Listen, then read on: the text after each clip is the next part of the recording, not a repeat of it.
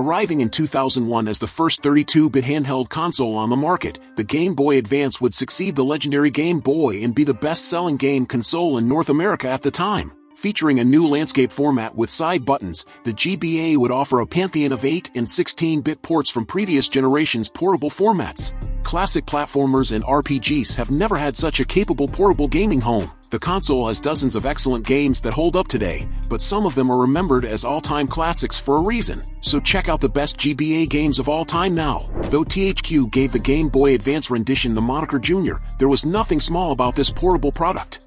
The series began in the arcades and on the GameCube as a Marble Madness-inspired action game with tons of unlockable features and modes, and for the Game Boy Advance version the UK development studio Realism managed to squeak out every ounce of potential in the GBA's hardware to offer that same fun and frantic experience. The GBA version might not stand the test of time when compared to the rising power of other handhelds, but when it was released Super Monkey Ball Jr. managed to really show off what the system could do, and it's rare to see a third-party developer pour so much effort into so many game modes on the portable system. Though the development studio couldn't survive very long after Super Monkey Ball Jr.'s release, Realism went out with a bang with one of the finest console-to-handheld ports on the GBA.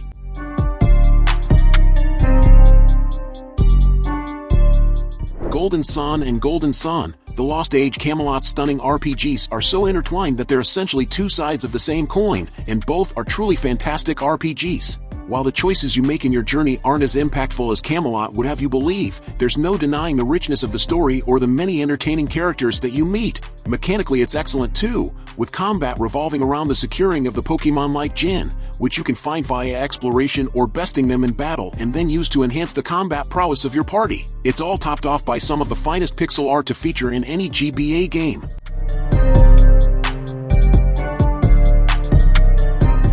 Doom has been squeezed onto pretty much every game console, nay, every electronic device with a screen, over the years, but that shouldn't diminish the achievement of getting it running nicely on the most advanced Game Boy there ever was. This is a solid port of an FPS classic. A bad name with even worse box art, Ninja 5 hit the scene with a collective shrug by the gaming population, and then, suddenly, people started playing the game within. It's a completely old-school inspired action design that melds such classics as Capcom's Bionic Commando, Sega's Shinobi, and Namco's Rolling Thunder, and what's more, it's incredibly fun and challenging, a side-scrolling arcade-style game that could only really thrive these days on the 2D-happy Game Boy Advance platform. It's one of the toughest games to find in the used cartridge market. Finding it won't make you rich, though. It's only valuable in the awesome gameplay sense, and in this case, it's worth its weight in gold.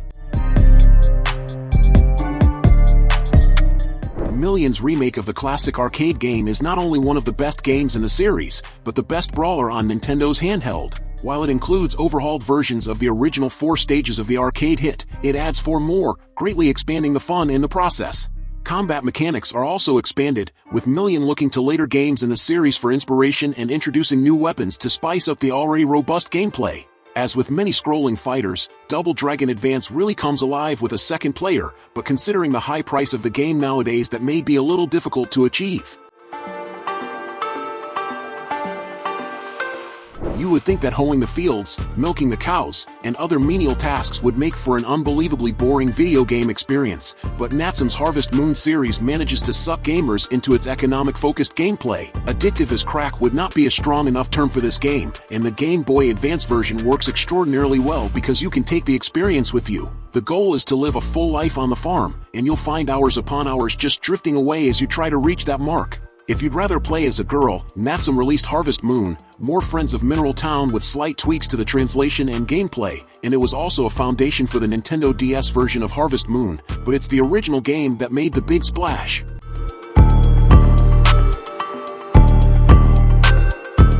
While the Metroid-esque gameplay is a refreshing change of pace for the Kirby series and works well in some parts, it also fails in others. The Metroid games have backtracking as well, yes, but it's not nearly as frequent and annoying as it is in Kirby and the Amazing Mirror. The multiplayer features are optional, but the game was arguably designed around the multiple Kirby aspect, and it's at its best with other people.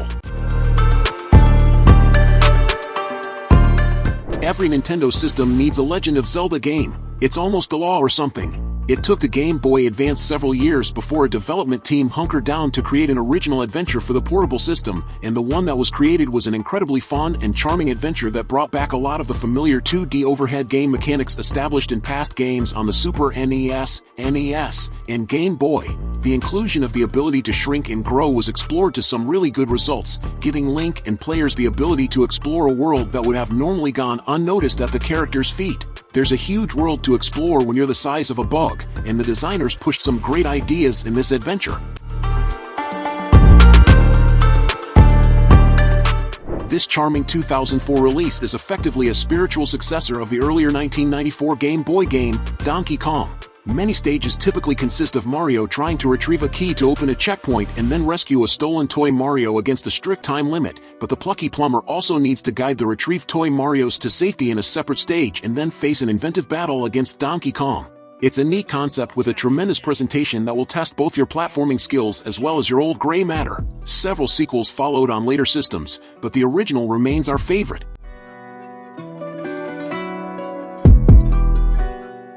Mario Kart Super Circuit was, literally, the premier game for the Game Boy Advance. Though the game took several months after the launch of the system to be released, it was the game Nintendo spotlighted at the debut of the hardware. It was the game that showed gamers that the Game Boy Advance had the ability to bring Super NES experiences to a portable, and in a way that blew away the visuals and audio of the 16-bit console. The game mechanics of Mario Kart were tweaked for Super Circuit, but the heart of the Super NES game was clearly here. The designers even exploited the GBA single cartridge multiplayer function so that 4 players could hit some classic SNES courses without the need to buy a copy of the game.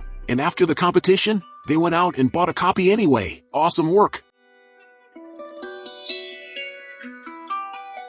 This port package of the first Final Fantasy and its first sequel came courtesy of Toes and improved the look of the 8-bit originals, added a handful of new dungeons and various other tweaks and modifications that makes them more approachable than the originals these days. Handhelds are arguably the perfect environment for JRPGs. You're able to play them in those spare minutes throughout the day or settle down as you would a home console version. The fact is that portability gives you some flexibility in a genre that can be mighty inflexible. While it lacks the guiding touch of Eiji Aonuma, who has been shepherding the series since Ocarina of Time, the Minish Cap still feels like a traditional Zelda game. Flagship had already done fine work with the Oracle series on the Game Boy Color, and the Minish Cap builds upon those strengths by improving elements like dungeon design and giving Link brand new sword techniques to master. The masterstroke of the Minish Cap, however, is Link's new ability to shrink down in size, which greatly improves the puzzle aspects of the series because you need to flip back and forth between forms to find new routes and solve various tasks. Eslo, the game's titular talking hat, is also a great addition, with his acerbic comments providing plenty of humor as you navigate Flagship's ambitiously designed world. Handheld Zelda games don't get much better than this.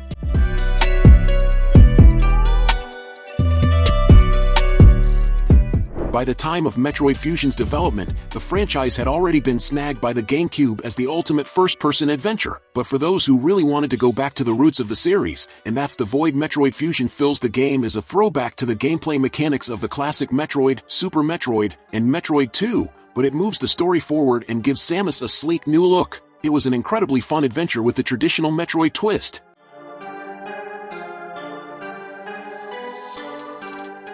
Mega Man Zero 2 does a great job of ironing out the wrinkles of its predecessor. With both audio and visual improvements, it also significantly reduces grinding, and provides the same brutal challenge in what feels like a much more fair way. Unlockable forms and EX skills are also added to the mix, which gives the game an additional layer of replayability. It's a sequel done right, and it's no surprise that it's remembered so fondly all these years later.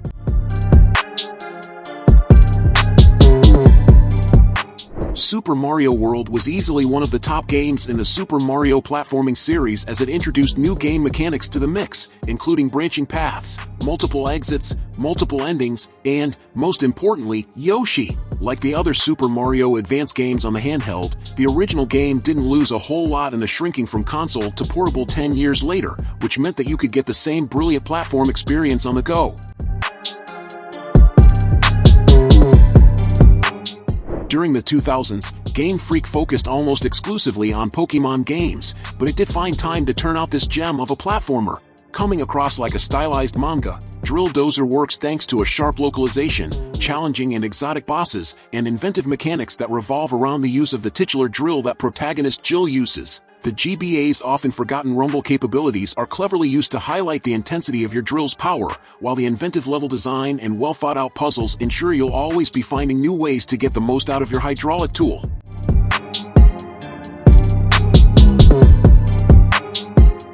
Camelot already proved itself in the realm of tennis and golf on the original Game Boy Color, so when the team announced that it would be creating a follow-up to the game on the Game Boy Advance, we weren't surprised that the sequel ended up as awesome as it did. The game featured a much more fleshed-out single-player experience and also brought forth more Mario characters and moves for this update. The power moves were a cool addition, but luckily they didn't need to be in play at all times if you just wanted to hit the courts to play a much more traditional version of the sport.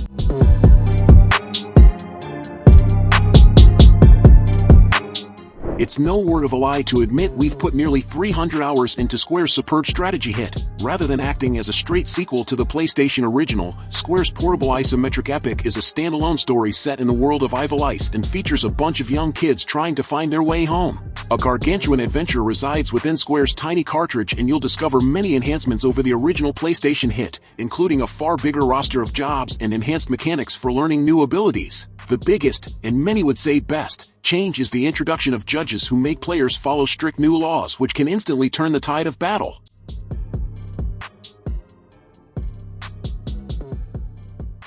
Vicarious Visions managed to distill the essence of the full-size Tony Hawk titles into an incredible isometric version that feels tight, responsive, and very much not the obligatory downgraded handheld port you might have expected. Tony Hawk's Pro Skater 2 on GBA is genuinely one of our favorite entries in the overall series, with great music and cracking visuals.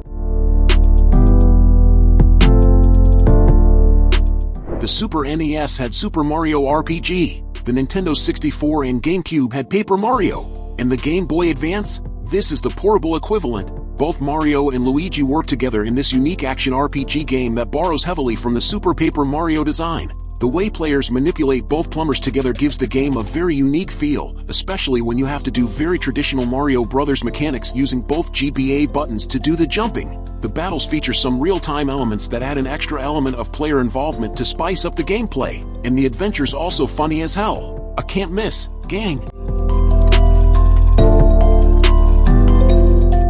Pokémon Emerald is the upgraded version of Ruby and Sapphire, and, as you might expect, it was more evolution than revolution. It included some new story elements in the Hoenn region, updated the locations where you could nab certain Pokémon, allowed you to catch a greater pool of Pokémon than in its predecessors, and added the Battle Frontier, a competition island you can visit after beating the Elite Four to earn badges, buy items, and get new moves to teach your Mon. Perhaps a little lacking in wow factor for Poke fans who had been there from the beginning, Emerald was nonetheless solid entry in the Pokémon canon.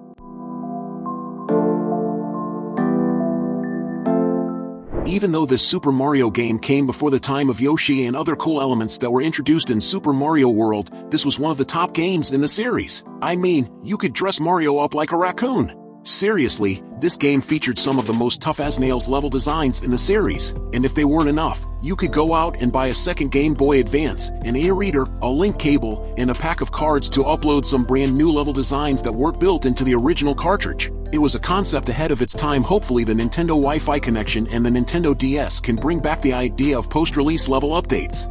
But for now, you've got Super Mario Bros. 3. Treasure's marvelous run and gun is as much a homage to classic Sega games of old as it is a revisit of the Mega Drive original. While its combat mechanics have been pared back somewhat, it still manages to offer plenty of tactical action as you switch between your available weapons and shoot your way through numerous levels, taking apart gigantic, often spectacular-looking bosses as you do so. Many of the levels will be instantly familiar to fans of the original game, but you'll find plenty of new sections that reference a number of classic Sega hits, from Afterburner to Thunder Blade. The only real criticism is that it's painfully short with just 6 levels.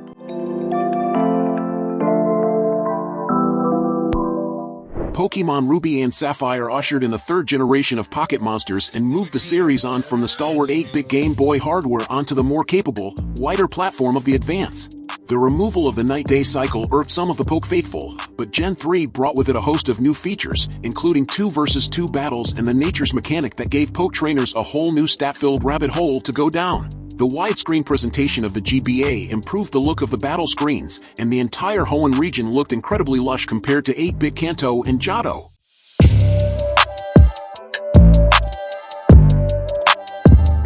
Alongside Capcom's magnificent GameCube remake of Resident Evil, this remains one of the best remasters of the generation. Rather than simply remake the original NES classic, which is included as an unlockable extra, Nintendo R&D1 took the core of the pioneering 8-bit game and subtly retooled it. Samus' journey is retold with brand new cutscenes, while enhanced aesthetics greatly improve what was already a very atmospheric adventure. Best of all is that even when you get to the game's end, Nintendo has one final trick up its sleeve, which allows you to experience Samus' battle against the space pirates like never before.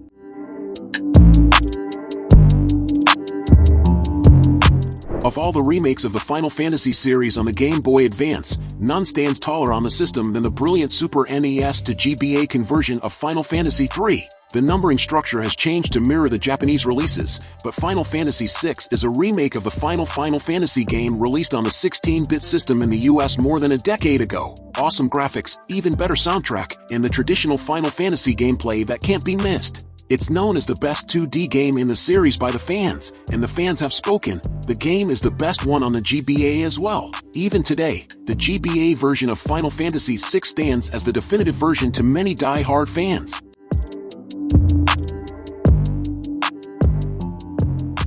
Mother 3 began life as a Nintendo 64 title before eventually transferring to the Game Boy Advance. In the West, it's become something of a cult, a near-mythical Japan-only release that fans of Earthbound have been desperate to play in an official capacity since 2006. That fervent fanbase has taken matters into its own hands with unofficial translations, but beyond the Lucas Smash Bros. Amiibo, there's been no indication we'll see it anytime soon. Or has there? We've seen games like NES game Fire Emblem, Shadow Dragon and the Blade of Light come to the West with a belated official localization. Then there was the Wii U release of the original NES Mother, renamed Earthbound Beginnings, and more recently the Western debut of the Famicom Disk System Famicom Detective Club Duo boasting a brand new localization. If we had to put money on it, we'd say that we will see this given an official English release at some point. Goodness knows there's an appetite for it. This is actually the 7th entry in Intelligent Systems' tremendous strategy series, and it serves as an excellent introduction to the highly regarded franchise. Like its strategy stablemate Advance Wars, Fire Emblem looks cute on the surface, but is actually a resoundingly tough game, thanks to its challenging AI, exceptionally designed maps, and triangle weapon system that powers each combat encounter. Things are further complicated by you permanently losing members as they fall in battle, which is doubly impactful as the strong writing and engaging personalities make each character easy to connect with. The follow-up Fire Emblem, The Sacred Stones, is equally worthy of your time and cash.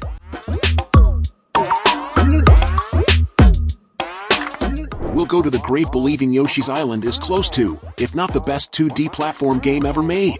The original Super NES game introduced so many new gameplay elements that utilized the power of the FX chip to drive these ideas. The Game Boy Advance had enough power under the hood to bring back these elements without the need for additional processing hardware, and for those that missed out on the original console release nearly a decade prior, the Game Boy Advance does a brilliant job bringing the award-winning gameplay and level designs to the handheld. It's a shame that Touch Fuzzy Get Dizzy had to be destroyed in the move to portable. Otherwise, this is an incredible conversion that absolutely needs to be experienced on the GBA.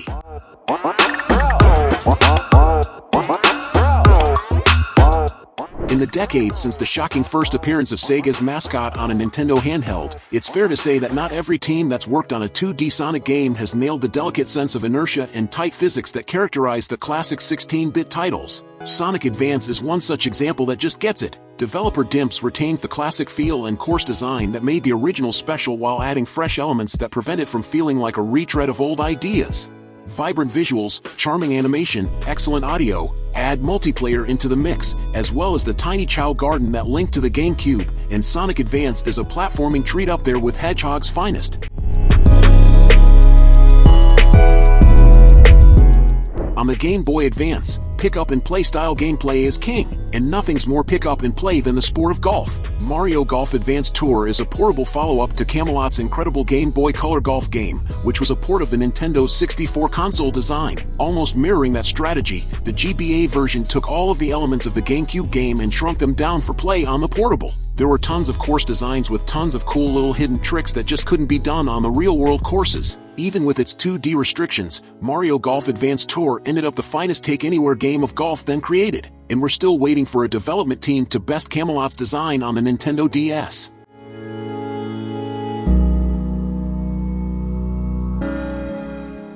Although Nintendo's console had a number of polygon-based racers in its later years, the games that attempted to replicate the Mode 7 stylings of the SNES fared best. Maximum Velocity is perfect proof of this, wowing gamers on launch with its slick racing and snazzy-looking tracks. While it's set many years after the original game, meaning no regulars like Captain Falcon and Samurai Goro, it retains the same mechanics, including progress-based speed boosts and F-Zero's elimination-based format. It works perfectly and the end result is one of the best racers on the system. 2 sequels followed, but both are prohibitively expensive, particularly the Japanese exclusive F-Zero Climax. In Japan, Nintendo fans had a series they could call their own, Famicom Wars, a turn-based strategy game that never made the localization move to North America, which is a darn shame because the design's US premiere, Advance Wars on the Game Boy Advance, was one unbelievably deep and fulfilling design that challenged console players in a unique way. The game offered it all: tough-as-nails strategic gameplay, an extensive single-player campaign with tons of memorable characters and situations, tons of user customization in the form of a map creator, and full-on 4-player multiplayer mode where only one copy of the game is required for the network. Advance Wars had unfortunate timing on its release, shipping during the time of 9/11 in the US. The game was actually a US exclusive release for quite some time, which was a surprise considering the game's origins as a Japan-only release on previous systems. The sequel added a few new gameplay elements that were followed up on a dual-screen version a couple years later on the Nintendo DS, but the original game made the biggest splash on the GBA, by far.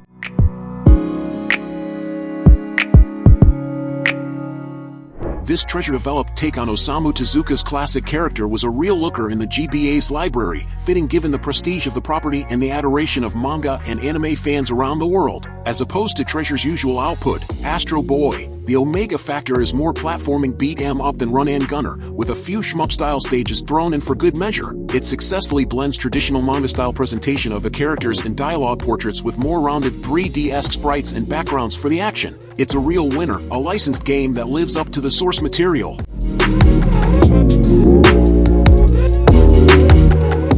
The Legend of Zelda: A Link to the Past with 4 Swords is, admittedly, a mere portable conversion of a Super NES game. But if any Super NES game deserved to be milked, it's A Link to the Past, easily one of the top, most memorable adventures in Link's career of saving Zelda. The GBA hardware handled the game admirably well, retaining the look, sound, and feel of the original Super NES game with very little compromise in the move to the handheld. The awesome classic remained a classic on the GBA. What made this game truly awesome was the multiplayer mode, for swords. Multiplayer Zelda? Are you serious? How could that be any fun? Only said by people who couldn't find 4 GBAs for copies of the game and enough link cables to keep everyone connected. This mode was a brilliant combination of cooperative adventuring and competitive ass-kicking, an idea that was expanded on in the GameCube game 4 Swords Adventure. Traces of the 4 Swords idea continued in the original GBA Zelda game Minish Cap, and we're sure there will be many more instances of the 4 Swords influence for many years to come. Following Circle of the Moon and Harmony of Dissonance, both of which fell short of hitting the same highs of Symphony of the Night, Koji Igarashi and his team returned to the Game Boy Advance with Aria of Sorrow, a game which many fans consider to be the second best Metroidvania in the franchise. The action takes place in 2035, but the setting is still resolutely gothic, with little in the way of modern or futuristic elements. Aria of Sorrow's Soul system offers an incredible amount of replayability, and the sheer number of items, weapons, and pieces of gear to collect is staggering, even more so when you consider this as a portable release. While it never quite beats Symphony of the Night in terms of scale, it's a match in many other ways and is a must-play for all fans of the series and Metroidvania genre. Aria of Sorrow is included on the Castlevania Advance Collection, which is good, because the Game Boy Advance original is prohibitively expensive these days.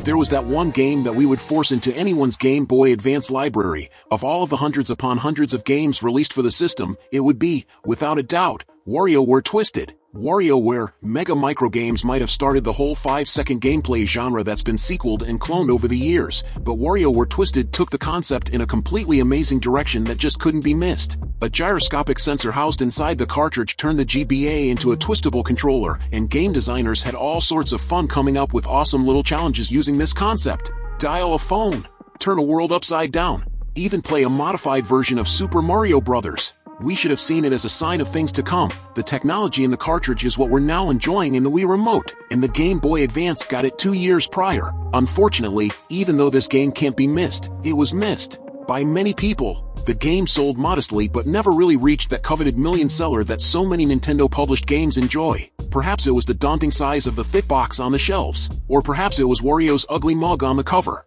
Whatever the reason, it's disappointing to find that, with the tens of millions of Game Boy Advance systems and additional millions of GBA-compatible Nintendo DS games out there, that only a small fraction of system owners played this one. Try to find a copy on clearance before you regret it and miss an opportunity to enjoy what we believe is the best game on the system.